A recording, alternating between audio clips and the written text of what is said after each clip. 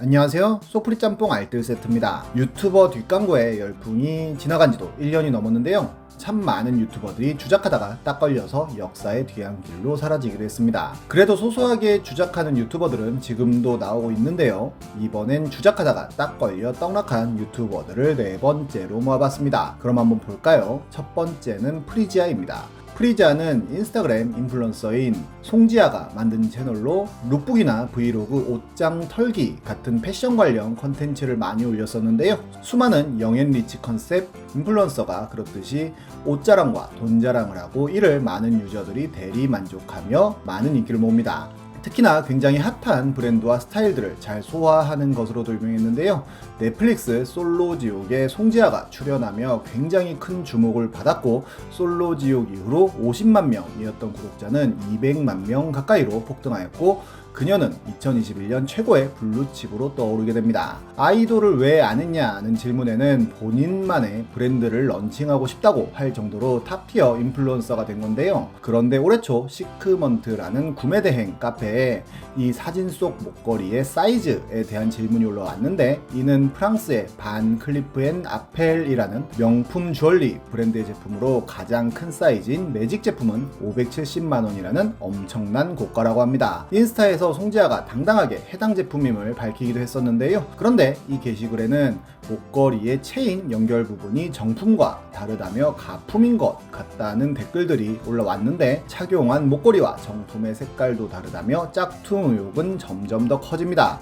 이후로 네티즌 수사대는 송지아의 솔로지옥 짝퉁 조사를 시작하는데요. 솔로지옥에 입고 나온 디올의 튜브톱은 아예 정식 출시된 적도 없는 제품이었는데, 본인이 PT 모델로 활동했던 스위트 글램에서 16,000원에 판매되고 있던 제품으로 밝혀지고, 샤넬의 니트티 역시도 짝퉁임을 밝혀내고, 반클리프 아펠 귀걸이도 짝퉁, 베르사체의 프린트 비키니도 짝퉁, 까르띠에의 팔찌 역시도 짝퉁임을 밝혀냅니다. 그 외에도 인스타와 유튜브에 올라왔던 짝퉁들도 엄청나게 찾아내는데요. 생로랑의 원피스도 안감이 흰색이라 빨간색인 정품과는 다르다며 짝퉁, 까르띠에의 반지, 버버리의 바디수트, 샤넬 선글라스, 디올 모자, 샤넬 크롭티, 샤넬 핑크 가디건, 루이비통 저지 원피스, 구찌의 스타킹 외에도 굉장히 많은 짝퉁들을 입고 나온 것으로 드러납니다. 심지어 알렉산더 왕의 셋업은 짝퉁을 입고 비디오 스타에 출연하기까지 하고, 디올의 향수를 PPL하면서 찍은 사진 속 레이디 디올백까지 짝퉁임을 밝혀내는데요. 이렇게 짝퉁을 입고 유명해지면서 진짜 명품 브랜드의 협찬을 받는 희대의 사건이 벌어진 것입니다. 논란이 되자 송지아는 인스타를 통해 자필 사과문을 올리기도 했는데, 일부 옷에 대한 논란이 있는데 가품 논란은 일부 사실임을 밝혔으며, 짝퉁을 입고 찍은 사진들은 모두 다 삭제를 합니다. 게다가 송지아가 살고 있는 집이라는 트리마제 역시도 송지아 집이 아니라 회사에서 월세를 지원해주는 집이라는 썰이 돌기도 하여 소속사의 대표가 직접 집을 얻는데 1원도 보태준 적 없다는 인터뷰를 하게 됐는데요. 그 와중에도 아는 형님 같은 프로그램에 출연하며 활동을 계속하나 했지만, 여론의 폭격을 맞고는 사과 영상을 게시하고 유튜브의 모든 영상과 모든 SNS 계정을 폭파시킵니다. 이후로 디스패치에서 송지아가 소장품을 감정원에서 전수검증 받는 모습을 보여주며 인터뷰를 보도하기도 했었는데, 사람들이 짝퉁이라고 지적할 때도 내가 예쁘게 보이면 됐지 하고 대수롭지 않게 생각했고, 내가 입으면 명품으로 아는구나 라는 착각에 빠졌었다고 이야기합니다. 그리고 감정 결과를 공개했는데 12개의 제품은 진품으로 드러났다고 하네요. 다른 유튜버도 아니고 명품을 소개하고 패션을 컨텐츠로 하는 유튜버가 짝퉁을 입고 컨텐츠로 만들었다는 건 마치 육식하는 사람이 최신 유튜버로 활동하는 것과 다를 바가 없을 텐데요. 실제로 해외에 그런 사람이 있었으니 로바나입니다. 그녀는 완전한 채식 식단을 이용한 다이어트를 컨텐츠로 만들었던 사람인데요. 그녀의 컨텐츠는 단순하면서도 확실했는데, 채식만 하고도 굉장히 건강한 삶을 유지할 수 있다는 것이었습니다. 채식 컨텐츠로 200만 명이 넘는 구독자를 모았고, 그녀의 이름을 딴 채식 레시피 앱도 만들고 상품까지도 판매해 수익을 올리기까지 했는데요.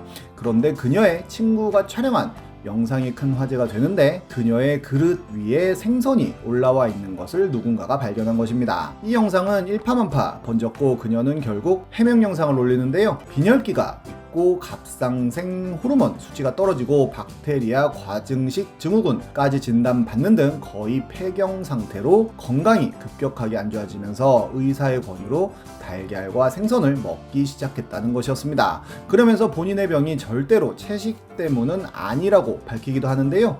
하지만 당연히 여론은 가라앉지 않았고 어마어마한 욕을 먹자 한동안 자숙하던 로바나는 채널명만 요바나로 바꾸어 지금도 열심히 활동하고 있지만 200만 명이 넘는 구독자치고는 안습한 조회수를 보여주고 있기도 합니다.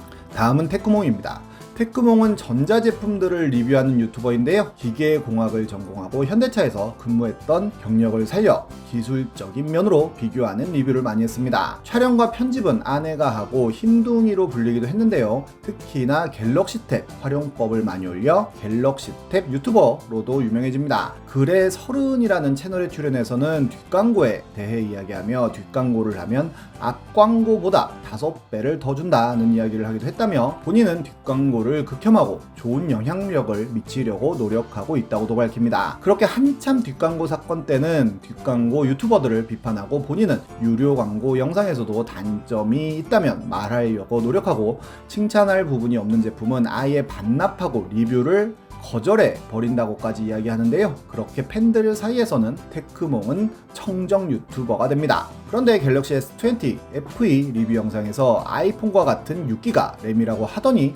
갑자기 4기가의 램을 탑재한 아이폰 11 프로와 리프레시 테스트를 하니 갤 20 FE가 더 낫더라는 이야기를 하는데 굉장히 빠르게 지나간 장면이었지만 이를 본 한 스마트폰 갤러리 유저가 이를 지적하며 삼성 편향적이라는 의견을 남깁니다. 그러자 테크몽은 영상을 보고 삼성 편향적이냐는 말이 나온 거냐며 분명히 이 제품 지금 사지 마라고 이야기했는데 보고 싶은 것만 보는 것 아니냐고 반문을 하는데요. 시청자가 다시 한번 왜 램 4기가짜리 11 프로랑 비교해놓고 아이폰도 램 6기가 있다 라고 한 거냐며 이해가 안 된다고 하자 테크몽은 해외 유튜버도 그걸로 해서 그렇다며 이것만 보고 삼성 옹호라고 하는 게 맞다고 생각하냐며 급발진을 합니다. 이후로 S20 FE의 터치 문제에 대한 리뷰 영상을 제작했는데 두 손가락이 가까워지면 그 차이를 제대로 인식하지 못한다는 문제를 지적하며 폴드 같은 삼성의 플래그십에는 이런 문제가 발생하지 않는다고 이야기합니다. 그리고 LG의 벨벳이나 아이폰 11 프로 같은 타사 제품에도 그런 문제가 발생한다고 이야기하는데요. 그러자 사람들은 가쁜 아이폰은 뭐냐며 물타기 하려고 넣은 거냐면서 악플을 달았고 점점 과열되어 테크몽을 인신공격하는 일까지 벌어집니다. 그러자 테크몽은 소속사와 이야기하여 어떻게 이 상황을 대처할 건지 이야기해 볼 것이라며 대응할 것을 밝히는데요. 정말로 경찰서 다녀왔다면서 악플러들을 고소하고 왔다는 글까지 남깁니다.